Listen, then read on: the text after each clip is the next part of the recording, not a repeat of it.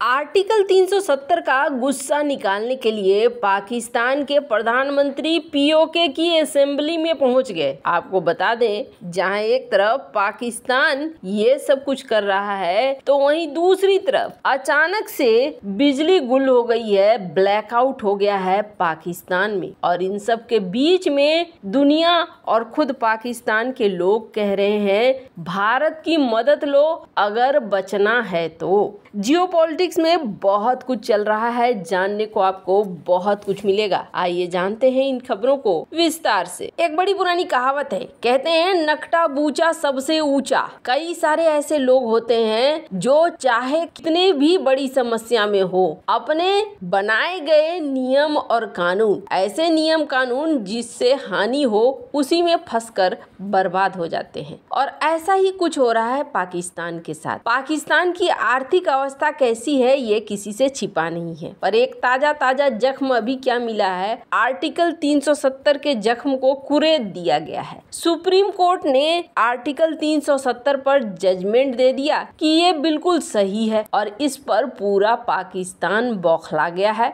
वैसे तो बौखलाने को चाइना भी बौखलाया है, पर पाकिस्तान की बौखलाहट कुछ ज्यादा है जो ज्यादा लंबी खिंच भी रही है। भारत के सुप्रीम कोर्ट के आर्टिकल 370 पर हाल ही में दिए गए फैसले पर पाकिस्तान ने एक बार फिर से भड़ास निकाली है। पाकिस्तान के बौखलाए केयर टेकर पीएम अनवरुल हक काकर ने कहा है कि पहले भारत की सरकार और अब उनके सुप्रीम कोर्ट ने जो किया है, इससे उनका असली चेहरा दुनिया के सामने आ गया है। उन्होंने दावा किया कि भारत खुद को सबसे बड़ी लोकतांत्रिक व्यवस्था कहता है, लेकिन काम तानाशाही के कर रहा है। उन्होंने जहर उगलते हुए कहा कि भारत को सबसे बड़ा लोकतंत्र नहीं बल्कि दुनिया का सबसे बड़ा पाखंडी मुल्क कहा जाना चाहिए। अनावरुल हक काकर गुरुवार को पीओके की असेंबली में पहुंचे थे। यहाँ उन्होंने अपने संबोधन में ज्यादातर समय लगातार आर्टिकल 370, कश्मीर की कथित आजादी और कश्मीर को लेकर भारत के रुख पर बात। पाकिस्तानी पीएम काकर ने कहा कि कश्मीर के लोगों के समर्थन के लिए पाकिस्तान की दृढ़ प्रतिबद्धता को हम फिर से दोहराते हैं। पाक पीएम काकर ने कहा कि 5 अगस्त 2019 को भारत सरकार ने जिस तरीके से एक तरफा तरीके से 370 को खत्म किया, वो अंतर्राष्ट्रीय प्रावधानों का स्पष्ट उल्लंघन है। अब उनका सुप्रीम कोर्ट इसे जायज ठहरा रहा है। हक ने कहा कि भारत को संयुक्त राष्ट्र सुरक्षा परिषद के प्रस्तावों के तहत अपने अंतर्राष्ट्रीय दायित्वों से मुक्त नहीं किया जा सकता है। उन्होंने कहा कि भारत की सरकार अपने संविधान और इंटरनेशनल कानून दोनों को तोड़ रही है। काकर ने कहा कि जम्मू और कश्मीर किसी का घरेलू मामला नहीं है, एक अंतर्राष्ट्रीय विवाद है। इसमें भारत की सरकार और न्यायपालिका को दूसरे पक्ष यानी कश्मीरी लोगों और पाकिस्तान की सुने बिना एक तरफा कार्रवाई करने का अधिकार नहीं है। काकर ने कहा कि कोई भी भारतीय अदालत का फैसला कश्मीरी लोगों की आकांक्षाओं को दबा नहीं सकता है। उन्होंने कहा कि पूरा पाकिस्तानी नेतृत्व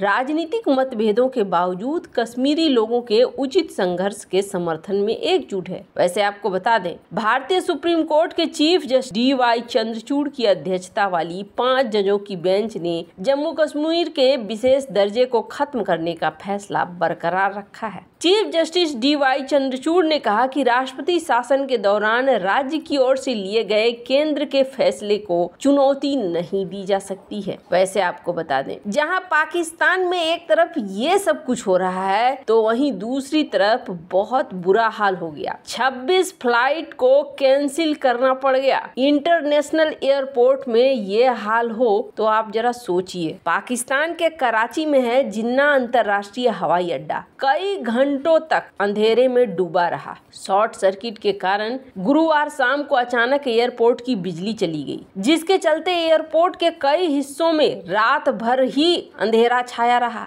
सिविल एविएशन अथॉरिटी के प्रवक्ता के मुताबिक शाम 5 बजे power tunnel basement terminal building के पास शॉर्ट सर्किट हुआ। इससे एयरपोर्ट पर बिजली गुल हो गई। बिजली गुल होते ही एयरपोर्ट के कर्मचारियों को बिजली बहाल करने के लिए कहा गया। वो बिजली बहाल करने के लिए लग गए। करीब 5 घंटे बाद बिजली आपूर्ति बहाल की जा सकी। ARY न्यूज की रिपोर्ट के अनुसार डोमेस्टिक सैटेलाइट एरिया को छोड़कर ज्यादा जगहों में ऑपरेशनल लाइटें रात में काम करने लगी, लेकिन एयरपोर्ट का कुछ हिस्सा देर रात तक भी अंधेरे में डूबा रहा। CAA प्रवक्ता के मुताबिक जिन्ना अंतर्राष्ट्रीय हवाई अड्डे पर गुरुवार शाम को कई फ्लाइट कैंसिल करनी पड़ी। हालांकि फिलहाल सभी उड़ानों को बिना किसी व्यवधान के चलाया जा रहा है। PCAA प्रवक्ता ने कहा कि अचानक बिजली गुल होने की वजह से गुरुवार शाम को हवाई अड्डे के परिचालन पर असर पड़ा। बिजली गुल होने से शाम को चेक इन और आव्रजन काउंटरों पर लंबी कतारें और भ्रम की स्थिति पैदा हो गई। 6 अंतर्राष्ट्रीय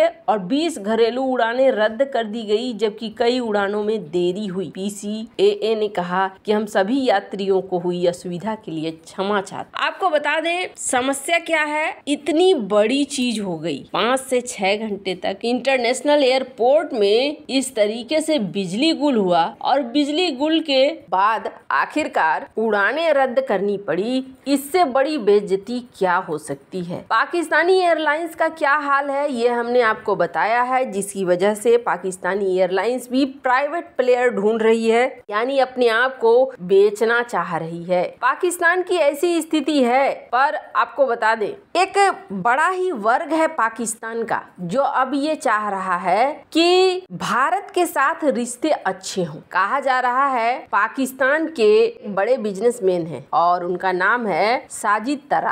साजिद तरार ने कहा कि सबसे पहले तो पाकिस्तान के नेताओं को इस डर से बाहर आना होगा कि अगर वो भारत से रिश्ते सुधारेंगे तो इससे उनकी राजनीतिक छवि खराब होगी। और साजिद तरार का कहना है कि दोनों देशों के बीच अच्छे संबंध होंगे तभी चीजें ठीक होंगी। साजिद तरार ने कहा कि पाकिस्तान के पाले में गेंद है, भारत के साथ अच्छे रिश्ते बनाए। PM मोदी एक मजबूत नेता है। साजिद तरार का कहना है कि पूर्व में PM मोदी ने एक बड़ा राजनीतिक जोखिम लेते हुए पाकिस्तान का दौरा किया था। तब वो पाकिस्तान के तत्कालीन PM नवाज शरीफ के घर भी गए थे। ये एक काफी बड़ा कदम था। वो मजबूत नेता है, मैं उनका प्रशंसक हूँ। आपको बता दें साजिद तरार ने अमेरिकन मुस्लिम संगठन की स्थापना की है और अमेरिका के पूर्व राष्ट्रपति डोनाल्ड ट्रंप के समर्थक रहे हैं। तरार ने कहा कि मैं कई बार भारत गया हूँ, मेरा भारत से एक मजबूत रिश्ता है। भारत में उन्हें बहुत प्यार मिलता है। हम सभी शताब्दियों से एक उपमहाद्वीप में रहते आए हैं। पाकिस्तानी अमेरिकी बिजनेसमैन ने कहा कि पाकिस्तानी नेतृत्व को बड़ा कदम उठाते हुए भारत से व्यापार और पर्यटन बढ़ाना होगा। भारत से व्यापार करना पाकिस्तान के लिए अस्तित्व बचाने का मामला है। पाकिस्तान को भारत से रिश्ते सुधारने ही पड़ेंगे, साथ ही अफगानिस्तान और ईरान से भी। पाकिस्तान को चीन के साथ अपने व्यापार को संतुलित करने की जरूरत है।